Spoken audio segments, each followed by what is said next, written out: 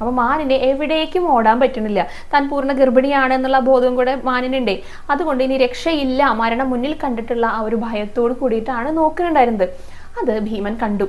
അപ്പോൾ ഭീമന് തോന്നി ഈ മാനിനെ ഒന്ന് രക്ഷിക്കണമെന്ന് ആഗ്രഹമുണ്ട്, താൻ ഇത്രയും വലിയ ശക്തനാണല്ലോ, അപ്പോൾ അതെനിക്ക് സാധിക്കും എന്നുള്ള രീതിയിൽ രക്ഷിക്കാനായിട്ടൊന്ന് ചിന്തിച്ചപ്പോൾ ഭീമന് മനസ്സിലായി അത് സാധ്യമല്ല എന്ന്. കാരണം എന്താണെന്നറിയോ, ഈ സിംഹത്തിൻ്റെ അടുത്തേക്ക് ഈ തൻ്റെ കയ്യിലുള്ള ആയുധങ്ങളൊക്കെ ഉപയോഗിച്ചിട്ട് ആക്രമിക്കാൻ വരികയാണെങ്കിൽ സിംഹത്തിനെ ആക്രമിച്ച് കീഴ്പ്പെടുത്താം. പക്ഷേ തൊട്ടടുത്ത നിമിഷം ആ വേടനാണെങ്കിൽ അമ്പയും മാനിനെ കൊല്ലും.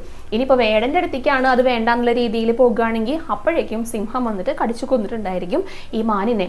പിന്നെ അഗ്നിയാണെങ്കിൽ ആ അണയ്ക്കാനുള്ള ആ ഒരു കാര്യങ്ങളൊന്നും ഇപ്പോഴത്തെ അവസ്ഥയിൽ അവിടെ ഒന്നും ചെയ്യാനായിട്ട് സാധിക്കില്ല.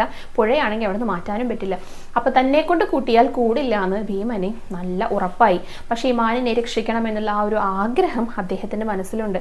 അപ്പം ഇനി ഒന്നും ചെയ്യാനായിട്ട് സാധിക്കില്ല, തൻ്റെ ശക്തി കൊണ്ട് ഇനി ഒന്നും ചെയ്യാൻ പറ്റില്ല